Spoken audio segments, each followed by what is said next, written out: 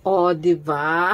Umaari ba si Chelsea manalo? Kahit pa paano, di ba? Ang Pilipinas lumalabas pa rin sa mga event na anong meron sila ngayon. Tingnan nyo. Lalong paganda ng paganda ang labanan at paganda ng paganda ang ating Miss Universe na si Chelsea Manalo. O, di mo nakapasok siya sa may top 10 Best Makeup. Oh!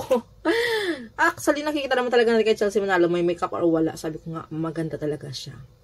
At walang retoke ang kanyang katawanis. Natural ba ang kanyang ganda, guys?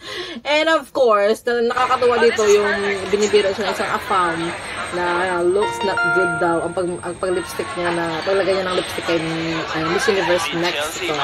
Mexico. Mexico ba? Pag-pronounce ang Mexico. Mexico. Basta. Tapos, di ba, ang ganda ng kanilang sisterhood, ang ganda ng kanilang banding yun.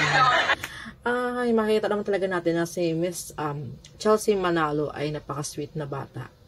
At ang ganda nga ng tandem nila ng Peru, di ba? Roommate sila ng Peru. Ang sweet nila, ang ganda din ng makikita mo yung pure ang kanilang mga smile, pure ang kanilang trato sa isa't isa. Yun ang maganda. At least, congratulations kay Chelsea Manalo. Continue lang. Kasi patagal ng patagal nakikita talaga ang iyong ability.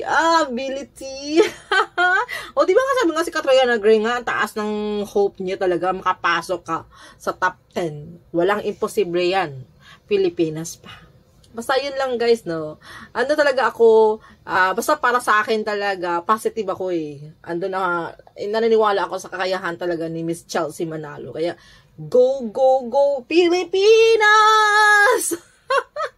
Kaya, ano pa hinihintay nyo? Please vote na kay Chelsea Manalo, guys. Ako, at least ako, kahit pa paano, naka-vote na tayo, no? So, ano, time na para magkaisa ang Pilipinas time na para isupport natin ang ating kandidata. Ano pa bang hinihintay nyo? Just go!